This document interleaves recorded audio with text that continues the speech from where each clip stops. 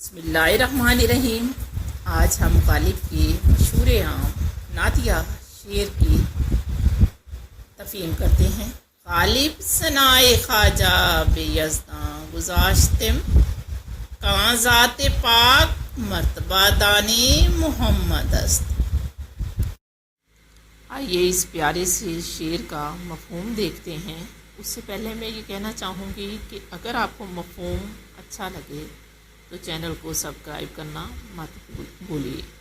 غالب اس شعر میں کہتے ہیں کہ میں نے محبوب خدا صلی اللہ علیہ وآلہ وسلم کی ثنا کا معاملہ اللہ تعالیٰ پر چھوڑ دیا ہے، کیونکہ صرف خدا کی ذات پاک ہی نبی پاک صلی اللہ علیہ وسلم کا صحیح مرتبہ و عظمت جانتی ہے، یعنی اس سے بالکل اچھی طرح سے واقف ہے، اور تعریف کا حق وہی ادا کر سکتا ہے جو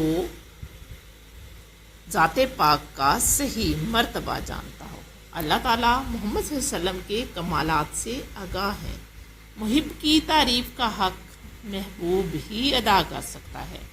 9 شعروں پر مشتمل یہ غزل ہے، جس میں غالب نے نبی پاک صلی اللہ علیہ وسلم کا درجہ اور فضیلت بیان کرنے کے بعد یہ شعر لکھ کر کمال کر دیا ہے، یعنی میں تعریف کا حق ادا نہیں کر سکتا، حق تو یہ ہے کہ حق ادا نہ ہوا۔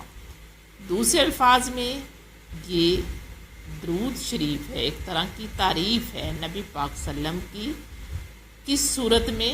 در صورت شعر غالب کمال است۔ غالب ثنائے خواجہ بے یزداں گذاشتم، کہاں ذات پاک را مرتبہ دانے محمد است۔